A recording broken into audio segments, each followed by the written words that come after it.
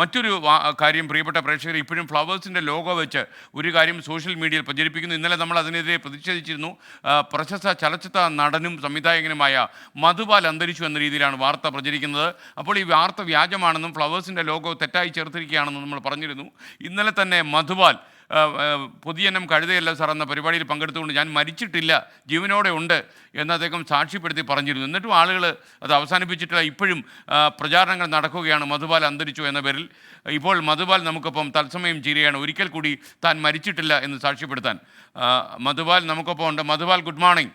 യഥാർത്ഥത്തിൽ ആളുകൾ പ്രശസ്തരുടെ മരണം ആഘോഷിക്കുന്നു. മരിച്ചു കഴിഞ്ഞാൽ ആരൊക്കെ കൂട്ട് കാണുമെന്ന് നമുക്ക് അറിയാനൊരു അവസരമാണിത്. തീർച്ചയായിട്ടും ഇത് കാണുമ്പോൾ എനിക്കറിയാം മധുവിന് ഇത് ആദ്യ അനുഭവമല്ല. മധുപാലിന് എന്താണ് തോന്നുന്നത് ഇപ്പോൾ?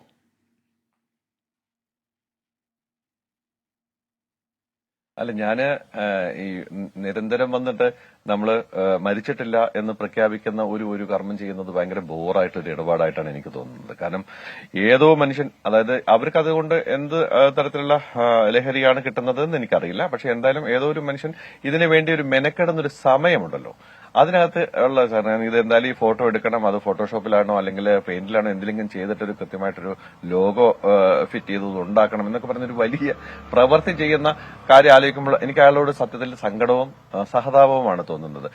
ഓഫ് കോഴ്സ് ആയിക്കോട്ടെ, കാരണം വെച്ച് കഴിഞ്ഞാൽ അയാൾക്ക് എന്റെ ഏതെങ്കിലും കാര്യങ്ങളിലുള്ള എതിർപ്പായിരിക്കാം, അല്ലെങ്കിൽ അത്തരം രീതികളിൽ ഞാൻ മരിക്കണമെന്ന് അദ്ദേഹം ആഗ്രഹിക്കുന്നുണ്ടാവും. അങ്ങനെയുള്ള ആളുകൾ ഇത് കേട്ടത് പാതി കേൾക്കാത്തത് പാതി കൃത്യമായിട്ട് എന്താണെന്ന് നോക്കുക പോലും ചെയ്യാതെ ഷെയർ ചെയ്യുന്ന ആളുകളോട് മാത്രമാണ് എനിക്ക് ഇതിനകത്ത് മധു, ഒരു കാര്യം കൂടി, മധു ഒരു അറിയപ്പെട്ട കഥാകൃത്ത് കൂടിയാണല്ലോ, അതുകൊണ്ട് ഞാൻ ചോദിക്കുകയാണ്, മരണത്തെ ഭയമുണ്ടോ കാര്യമായിട്ട്?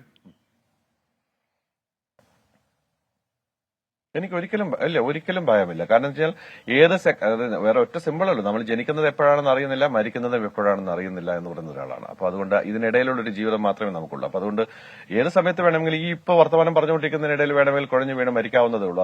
അത്രയൊക്കെ ഉള്ളൂ നമ്മുടെ മനുഷ്യന്റെ ജീവിതം എന്നുള്ളത് മനസ്സിലാക്കാം. അതുകൊണ്ട് ഇതൊരു വലിയ എന്താ പറയുക, ഞാനിതിനകത്ത് വളരെ രസകരമായിട്ട് എൻജോയ് ചെയ്ത് പോയി എന്നുള്ളതാണ് ഇതിനകത്ത് കണ്ട ഒരു കാര്യം. എന്ന് വെച്ചാൽ എത്ര പേര് എന്നെ വിളിച്ചു, ഒരുപാട് മനുഷ്യർ എന്നോട് വിളിച്ചു. ആ വിളിച്ചവരോടെല്ലാം എനിക്ക് സ്നേഹവും ബഹുമാനവും ആദരവും ഉണ്ട്. കാരണം ഞാൻ മരിച്ചു കഴിഞ്ഞാൽ തീർച്ചയായിട്ടും ഈ ആളുകളുടെ വിളികൾ ഉണ്ടാവും, അല്ലെങ്കിൽ അവരുടെ വരവുണ്ടാവും എന്ന് എനിക്ക് അറിയാൻ പറ്റിയെന്ന് പറയുന്ന ഒരു കാര്യമാണ്. അത് എന്നോടുള്ള സ്നേഹം തന്നെയാണെന്ന് ഞാൻ കരുതുന്നത്. എനിക്ക് പരിചയമില്ലാത്ത ഒരുപാട് മനുഷ്യർ എന്നെ വിളിച്ചതും എനിക്കുണ്ടാക്കിയ സ്നേഹം തന്നെയാണ്. കാരണം ഒരു കാര്യം ഉറപ്പുള്ള കാര്യമാണ്, നിലപാടുകൾ ഉണ്ടെങ്കിൽ ആ നിലപാടുകൾ തുറന്നു പറയാൻ നമുക്ക് ധൈര്യമുണ്ടെങ്കിൽ നമ്മൾ പലയാവർത്തി മരിക്കുകയൊന്നുമില്ല, ഒറ്റ പ്രാവശ്യമേ മരിക്കുകയുള്ളൂ.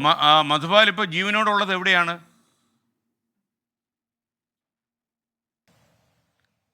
ഞാൻ തിരുവനന്തപുരത്ത് എന്റെ വീട്ടില്. അപ്പൊ ഇനി ആരെങ്കിലും എന്നോട് വിളിച്ചു ചോദിക്കുകയാണെങ്കിൽ നേരെ വീട്ടിലേക്ക് എത്തിയാൽ മതി, അതെ അവിടെ ഉണ്ടെന്ന് എനിക്ക് പറയണമല്ലോ, അതുകൊണ്ടാണ്.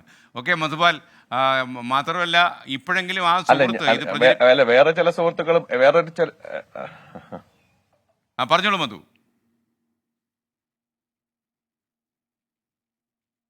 അല്ല, വേറെ കാര്യം വെച്ച് കഴിഞ്ഞാൽ ചില സുഹൃത്തുക്കളെ വിളിച്ചു ചോദിച്ച തമാശകളും ഉണ്ടായിരുന്നു. കാരണം എപ്പോഴാണ് ബോഡി എടുക്കുന്നത് അപ്പൊ ഞങ്ങൾ അങ്ങോട്ട് എത്തിക്കൊള്ളാം എന്ന് പറഞ്ഞ ആൾക്കാരും നമുക്കുണ്ടായിരുന്നു എന്നുള്ളതാണ്.